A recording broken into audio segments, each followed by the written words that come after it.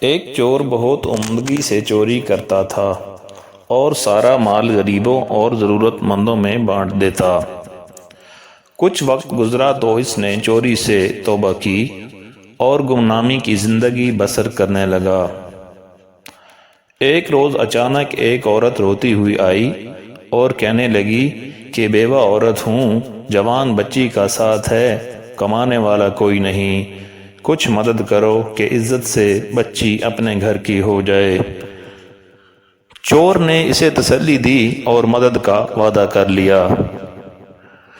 رات ہوئی تو اللہ کے حضور گویا ہوا کہ اے اللہ، آج اس غریب عورت کے لیے پھر سے چوری کرنے والا ہوں، تو ہی کارساز ہے۔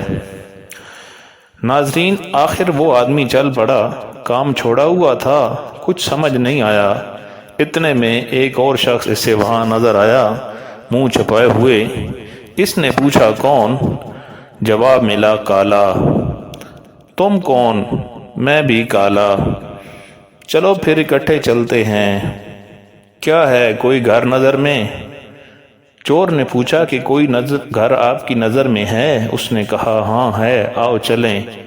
یوں اس اجنبی کی رہنمائی میں ایک گھر میں داخل ہوئے۔ جب سارا سامان لوٹ لیا تو اچانک چور نے کہا کہ سامان واپس رکھ دو۔ مگر کیوں؟ اس اجنبی نے پوچھا۔ چور نے کہا بس رکھ دو اور جلدی چلو۔ باہر آ کر پھر چور نے پوچھا کہ کوئی اور گھر ہے نظر میں؟ آج بہت ضرورت ہے۔ تب اس اجنبی چور نے وزیر کے گھر کا پتہ سمجھایا اور چلتے چلتے وہاں جا پہنچے۔ ناظرین، سب مال سمیٹا، اجنبی کہنے لگا کہ وزیر کی بیٹی کی شادی ہے تو مال و زر بھی خوب ہے۔ چور نے سامان وہیں پہ چھوڑا اور اجنبی کو لے کر باہر آ گیا اور اصرار کیا کہ کوئی اور گھر دکھائے۔ آخر اس اجنبی نے کہا کہ اب تو ایک آخری بادشاہ کا محل ہی بچا ہے، اگر کہو تو وہیں پہ چلتے ہیں۔ چور نے حامی بھر لی۔ اب وہ دونوں بادشاہ کے محل میں پہنچے، تمام رکاوٹیں عبور کرتے ہوئے سامان اٹھایا۔ اتنے میں پہرے پہ موجود کتیا کی آنکھ کھل گئی، وہ بھاگے اور چور پہ جھپٹے۔ اتنے میں کتا آیا اور کتیا کو کھینچ کر پیچھے کیا۔ چور نے ایک سرد آہ بھری اور اجنبی سے کہا یہ سامان بھی رکھ دو۔ اجنبی نے پوچھا آخر کیوں؟ آپ ایسا کیوں کہہ رہے ہیں؟ تب چور نے کہا تم مالک ہو اس گھر کے اور یہ گھر بادشاہ کا ہے، میں پہچان گیا ہوں کہ تم ہی بادشاہ ہو۔ بادشاہ نے حیران ہوتے ہوئے پوچھا لیکن کیسے؟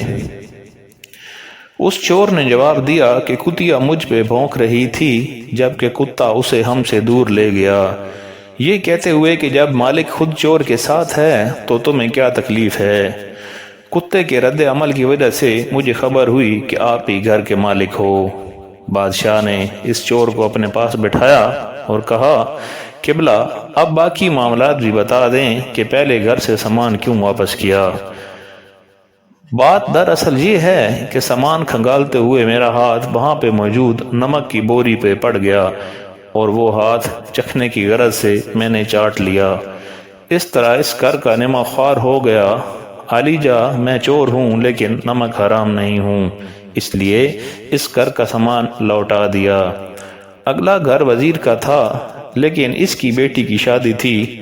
بیٹیاں تو سب کی سانجھی ہوتی ہیں نا، غریب کی ہوں یا وزیر کی، تو میرا دل نہیں مانا کہ ایک بیٹی کا حق دوسری کو دے دوں۔ میں چور ہوں مگر غیرت مند ہوں۔ باقی صورتحال آپ کے سامنے ہے۔ ناظرین، بادشاہ اس چور کے کردار کی مضبوطی سے متاثر ہوا اور صبح سب کے سامنے اسے انعام و اکرام اور مطلوبہ ساز و سامان سمیت رخصت کیا۔ چور نے برائی چھوڑنے کی نیت کی اور خدا نے اسے اس گناہ سے بچا لیا۔ یہ سچ ہے ناظرین، جو خدا کی راہ میں ایک قدم بڑھتا ہے وہ اللہ تعالیٰ بندے کی طرف 10 قدم بڑھتا ہے۔ ناظرین، اگر یہ ویڈیو آپ کو پسند آئی ہو تو اسے ضرور لائک، شیئر اور کومنٹ کریں، اور اگر آپ اس چینل پہ نئے ہیں تو اسے سبسکرائب کریں۔ جزاک اللہ۔